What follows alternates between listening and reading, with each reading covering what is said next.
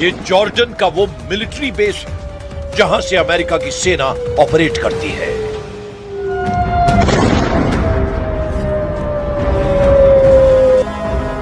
एक बार फिर देखिए ईरान की बैलिस्टिक मिसाइल ने कैसे तोड़ डाला अमेरिकी मिसाइल डिफेंस सिस्टम का गुरूर।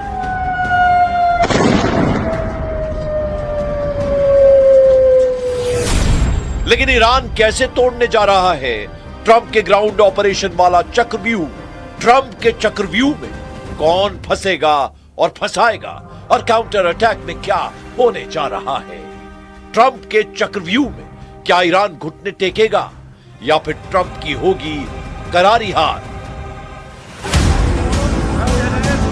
ईरान में तख्ता पलट करने वाला इरादा अब हॉर्मूज की जकड़ खत्म करने का मकसद बन चुका है। 24 घंटे में युद्ध बहुत बदल गया है। ट्रंप और नेतन्याहू के चक्रव्यूह में क्या अब खुद अमेरिका और इजराइल फंसता हुआ नजर आ रहा है। लड़ाकू जहाज, जंगी बेड़े, बंकर बस्टर बम दिखाकर ट्रंप ईरान का नक्शा बदलना चाहते थे। लेकिन एक महीने की जंग के बाद ईरान ने पश्चिम एशिया का मैप बदलने का इरादा कर लिया है। ईरान के इशारे पर दो ऐसे बड़े फैसले हुए हैं जो डोनाल्ड ट्रंप के पैरों तले जमीन खिसका देंगे। ट्रंप की सुपर पावर अब बहुत निर्णायक हालात में जूझती हुई नजर आ सकती है।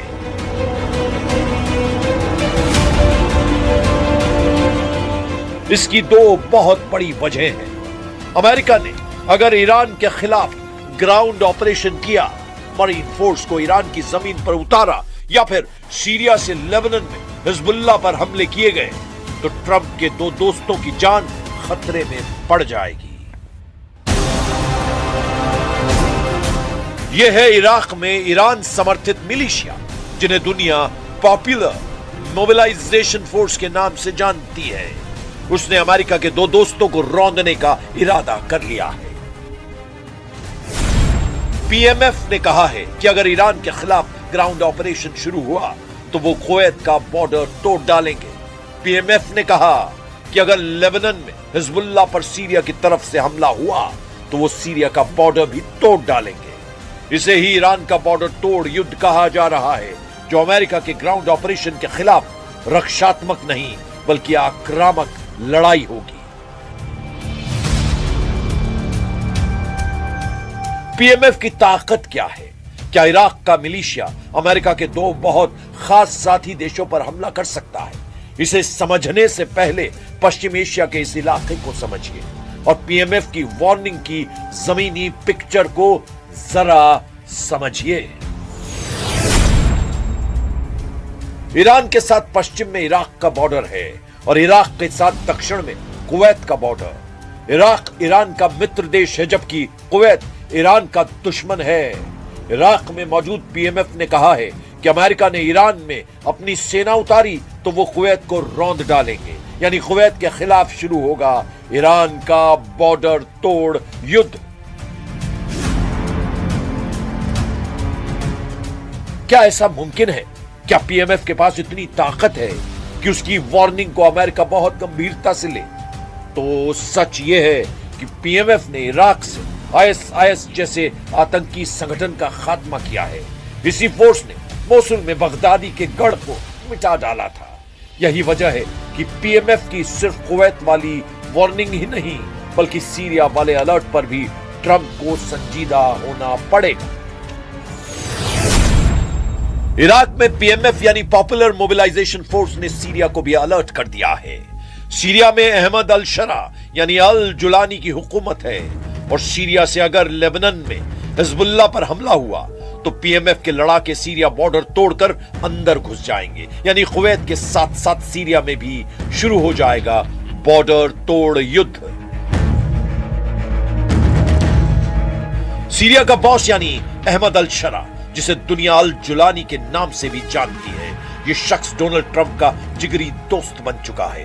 ट्रंप अमेरिका में जुलानी को दावत दे चुके हैं और व्हाइट हाउस में जुलानी की तारीफ में कसीदे पढ़ चुके हैं, जबकि सच यह है कि जुलानी आईएसआईएस और अल कायदा का सरगना रह चुका है और अमेरिका ने उसके ऊपर $10 मिलियन का इनाम भी रखा था। लेकिन सीरिया में बशर अल असद सरकार का तख्ता पलट करने के बाद अब जुलानी ही वहां का चीफ है।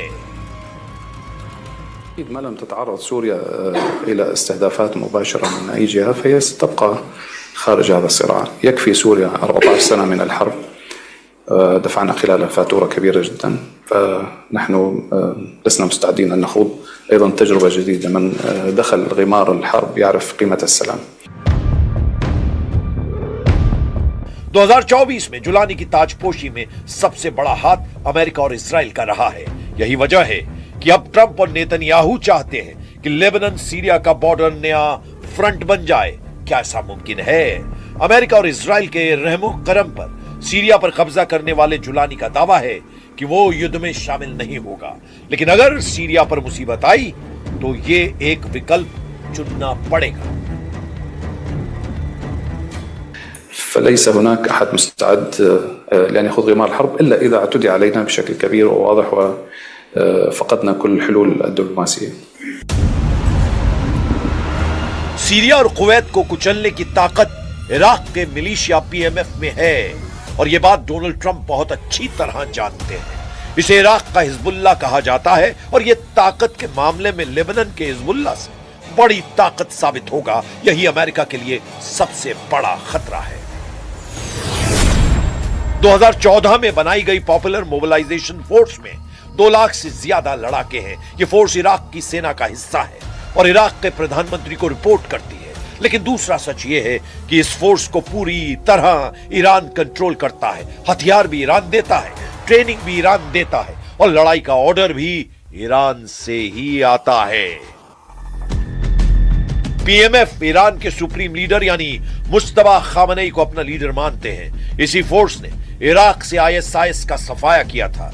अगर ये 2 लाख लड़ाकों की फौज कुवैत और सीरिया की तरफ बढ़ी तो समझ लीजिए कि ईरान युद्ध एक इलाकाई युद्ध में तब्दील हो जाएगा और फिर ग्राउंड ऑपरेशन के काउंटर अटैक की जद में अमेरिका के साथी देश भी जाएंगे। ईरान के मिसाइल हमले का एक नया वीडियो देखिए। यहां अमेरिकी सैनिक ईरान के मिसाइल अटैक को रिकॉर्ड कर रहा था।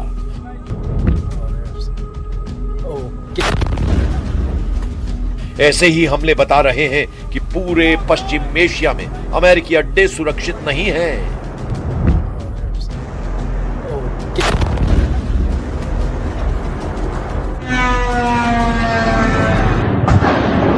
इराक के इरबिल में अमेरिकी कंपनी के एक ठिकाने पर ईरान का शाहिद ड्रोन टूट पड़ता है। ऐसे हमलों को रोकने में डोनाल्ड ट्रंप नाकाम साबित हो रहे हैं।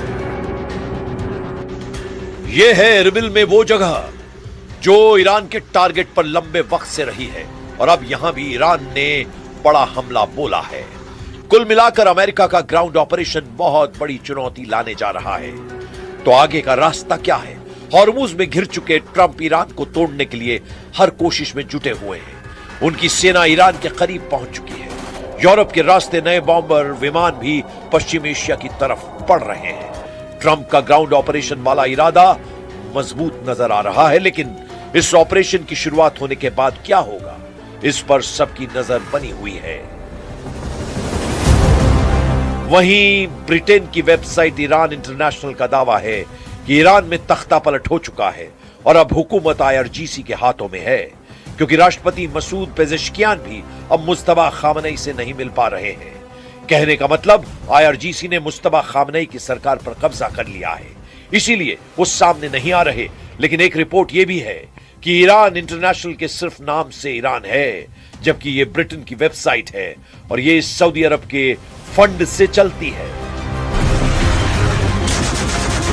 अगले 24 घंटे इस युद्ध में बहुत अहम होने वाले हैं।